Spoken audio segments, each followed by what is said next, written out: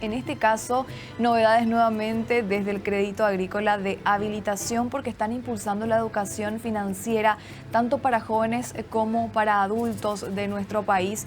Y para hablar de este tema y de todo lo que conlleva esto, tengo el gusto de recibir aquí a Wilder Joel Bogado. Él es jefe del Centro de Atención al Cliente. Wilder, un gusto realmente recibirte. Muchísimas gracias por venir.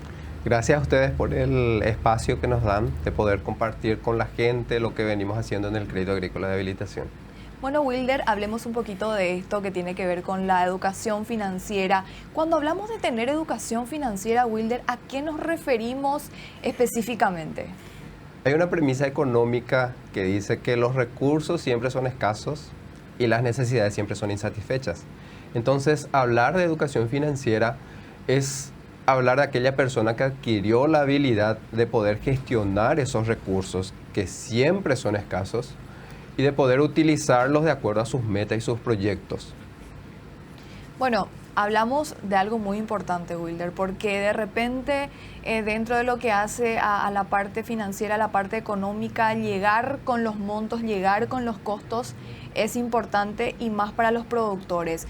La consulta es, ¿esto va específicamente para productores que forman parte del Crédito Agrícola de Habilitación? Nuestro programa de educación financiera está enfocada a todas las personas, no solamente para productores, exactamente, para jóvenes, adultos. De hecho, venimos haciendo jornadas de educación financiera en colegios porque vemos la necesidad de que la educación financiera sea realizada desde jóvenes, no ya cuando están en problemas económicos, sino que desde jóvenes ya adquieran ciertos conocimientos que puedan utilizarlos en el futuro.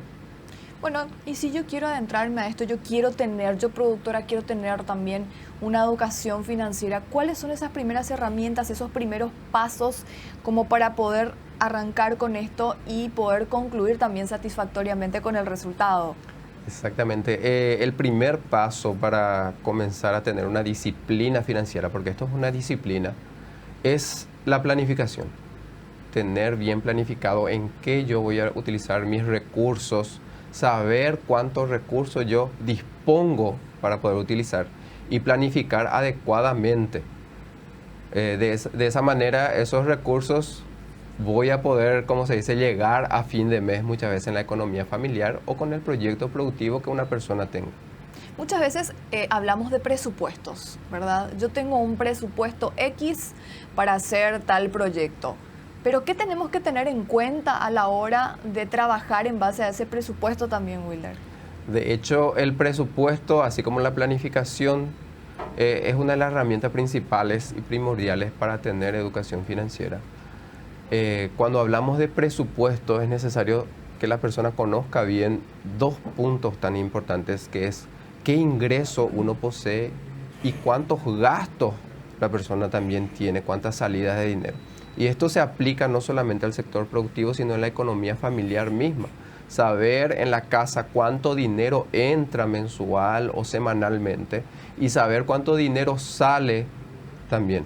Eso es importantísimo para manejar un presupuesto y saber esos gastos, controlarlos, porque los gastos lo que viene a afectar más muchas veces nuestra economía, esos gastos que no controlamos. Para eso cuando hablamos en las charlas de educación financiera, cuando hablamos de presupuesto, diferenciamos bien los tipos de gastos que cada persona puede tener. Esos gastos se dividen en gastos necesarios, que son gastos para alimentación, en gastos obligatorios, que son gastos para pago de cuotas o de servicios básicos, en gastos imprevistos, que muchas veces no tenemos en cuenta, y también los gastos por gusto, que viene a ser lo más peligroso para la economía. ¿Estos gastos por gusto, Wilder, son los gastos hormiga? Así mismo, son los gastos conocidos como gastos hormiga. Pero son difíciles de controlar. Son bastante complicados de controlar porque son gastos muchas veces imprevistos, no está planificado. Una persona va al supermercado, ya está ahí en la caja para pagar y la criatura le dice, papá, cómprame esto, papá, cómprame aquello. Son gastos que parecen imperceptibles, parecen pequeños, 2.000 guaraníes, 5.000 guaraníes, pero si uno va controlando en el mes, ya es un gasto importante. Y muchas veces las personas no controlan ese gasto. Y también otro punto importante es que cuando una persona gasta en algo que le gusta, no lleva el control de su presupuesto. Podemos ver una persona que le gusta apostar, por ejemplo, y en un fin de semana tranquilamente se puede gastar el salario de un mes. Entonces una persona pierde noción de lo que está gastando cuando gasta en algo que le gusta. O está el famoso también para eso trabajo, Wilder. Así mismo. Me voy a dar el gusto porque para eso trabajo. Así mismo. De hecho, cuando yo doy las charlas de educación financiera, le digo a las personas, no está mal gastar en lo que nos gusta. Claro que está bien, para eso trabajamos, para eso nos esforzamos. Lo malo está en que yo estoy gastando en algo que me gusta y estoy dejando de lado otras obligaciones más importantes. Por ejemplo, dejar de estar moroso con mis cuotas o no satisfacer las necesidades de mi familia, pero yo me estoy dando el gusto. Ahí sí está lo malo. Dentro de esto que hablamos como educación financiera, y creo que es un tema para todos realmente, para toda la audiencia que está viendo, no solamente productores, hay un tema muy importante que es el ahorro. ¿A qué le llamamos ahorro también, Wilder? ¿Y cómo se puede ahorrar? Porque muchas veces tenemos como, bueno, esto es para pagar cuentas, esto es para, bueno, me sobra esto. ¿Eso ya tendría que formar parte del ahorro? ¿O a qué realmente le podemos llamar ahorro? Y también cómo determinar qué porcentaje también del dinero que tenemos disponible podemos guardar. Cuando hablamos de ahorro, las personas normalmente se crean una barrera mental inmediatamente. Cuando yo toco este punto en las charlas de educación financiera, lo primero que las personas me dicen, ingeniero, es imposible lo que vos estás diciendo. Pero más que nada es una barrera mental que nosotros mismos nos creamos. Y hay que tener en cuenta que todas las personas pueden ahorrar. El tema está en que en cuanto yo estoy dispuesto a guardar de mis ingresos, ya sea para cubrir ciertos imprevistos o para llevar a cabo un proyecto productivo que yo estoy teniendo. Cuando una persona lee un libro de economía o de finanzas, el ahorro siempre viene a ser un punto fundamental. Para saber cuánto una persona debe de ahorrar en su casa, tiene que tener en cuenta, hay una regla del 10%.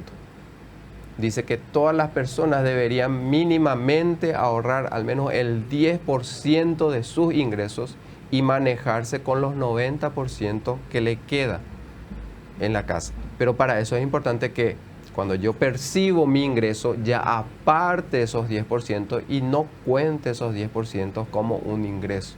Es decir, si gano 2 millones de guaraníes, por decirlo así, bueno, tener mentalizado que yo gano 1.800.000 y 200.000 guaraníes va para ahorro. Pero muchas veces las personas, como digo, lo primero que dicen es, yo no puedo ahorrar porque no me sobra para ahorrar. Pero los libros de economía nos dicen, yo debo gastar lo que me queda después de haber ahorrado y no ahorrar después de haber gastado, que es lo que normalmente queremos hacer. Yo creo, Wilder, también que la gente que nos está escuchando del otro lado de repente dice, ¿cómo voy a hacer yo para ahorrar con un salario mínimo? Apenas me alcanza, ¿verdad? Nos han de querer dar con un palo ahora mismo, porque estamos diciéndole ahorren, pero ¿cómo van a ahorrar? Porque sabemos que también tenemos precios excesivamente elevados, ¿verdad? Y se complica muchas veces sacar ese 10% que mencionas. ¿Se puede realmente, Wilder, por más que tengamos un sueldo mínimo? Se puede. Lo que yo conté es una fórmula de lo que hablan los libros de economía, que por lo menos un 10%. Pero yo le digo siempre a las personas, no hace falta centrarse que solamente eso es ahorro. Hay que ahorrar lo que se pueda. Y siempre saco a relucir que cada moneda cuenta. Una economía fuerte se forma con cada centavo que podamos ahorrar. Y siempre les cuento una experiencia. Cuando me iba yo en el súper, normalmente decimos, dame caramelo, ¿verdad? O dame unos chupetines, unos chicles. Entonces yo agarré la costumbre de comenzar a pedir las moneditas. Comencé a juntar esas monedas hasta que un día viene un hermano mío a visitarme en casa y me dice, mira cuántas monedas tenés acá. Yo pensaba que eran poquísimas monedas, comenzó él a contar y ya tenía casi 100.000 guaraníes en moneditas en un pequeño tarrito que yo estaba guardando. Eso es ahorro. ¿para qué me va a servir a mí 100.000 guaraníes? En pleno invierno se me quema la ducha, tranquilamente esas moneditas yo podía comprarme una ducha. Es un gasto imprevisto. Se quema el foco, entonces yo puedo sacar esas moneditas. No hace falta cerrarse solamente que ahorrar el 10% es ahorro, sino cada moneda que yo pueda juntar, 2.000 guaraníes, 5.000 guaraníes en la semana, se puede. Y la gente que dice muchas veces es imposible ahorrar, si comienzan a llevar un presupuesto, a registrar todo lo que gastan, van a ver que sí hay forma de dejar de lado pequeños gustos con tal de guardar un poquitito de dinero. Muchas veces también entra un dinero extra, no deberíamos de contar con ese dinero entonces. Eso ya podría ser un ahorro. Podría ser un ahorro, podría ser perfectamente un ahorro. Lo que pasa justamente al punto a que vas es que una persona gana un salario mínimo, después el jefe le dice, mira, me gustó tu trabajo y te vamos a dar un pequeño aumento. Y terminamos gastando así como ganamos, ¿verdad? Pero una buena disciplina sería lo que vos comentás, podemos mentalizarnos en que ese dinero yo voy a guardar. Y lo que fomenta o ayuda bastante a poder ahorrar es tener en mente a lo que iba el primer punto cuando me preguntaste, la planificación. Saber para qué estoy ahorrando, tener un propósito. Muchas veces tener un propósito nos ayuda bastante a impulsarnos, a fortalecernos, a querer guardar nuestro dinero. Ya sea tener previsto un viaje, un proyecto productivo y enfocarme en eso. Dentro también de lo que hace la educación financiera, Wilder, hay también por algunos considerados un demonio que son las tarjetas de crédito o los créditos, ¿verdad? La tentación de repente mal usada que también viene a perjudicar bastante lo que hace a la economía de las personas. Así mismo. Y hoy día abundan las ofertas de crédito. Cualquier persona, a cualquier hora del día le llega al instante un mensaje, estás necesitando un crédito, ¿verdad? Responde a este número. Y las tarjetas de crédito también, aunque hoy día está un poco más regulada, hubo un tiempo en el cual las tarjetas de crédito prácticamente tiraban en un pozo a las personas, ¿verdad? Con tanta facilidad y los intereses altísimos. Hoy día está un poco más regulado. Pero las personas deberían, antes de sacar un crédito, saber para qué yo necesito sacar un crédito. Porque un crédito no hay que sacar solamente por mero consumismo, que es algo que nos afecta bastante también hoy día. La mayoría de los créditos son porque veo algo que es un poco mejor de lo que estoy teniendo, aunque lo que tengo todavía me es funcional, no, pero yo quiero eso que es más moderno, porque vi que el otro tiene. Esas cosas son lo que muchas veces nos llevan a tambalear nuestra economía. Wilder, yo ya te estoy sacando toda la información antes de ir a la pausa, ¿verdad? Pero quiero hacerte una última consulta porque sé que también hay mucha gente que nos ve del otro lado y que se hace este tipo de consultas. ¿En qué, por ejemplo, no hay que endeudarse? ¿Por qué motivo vos no debes sacar un crédito? Muchas veces se dice no te endeudes por un auto, por ejemplo. Se recomienda que un crédito, y siempre le digo a las personas, un crédito es una herramienta de trabajo. Un crédito hay que considerar como una herramienta de trabajo. No hay que endeudarse, no se recomienda por créditos de consumo. Es decir, por cosas que no me van a generar a mí aumentar mis ingresos.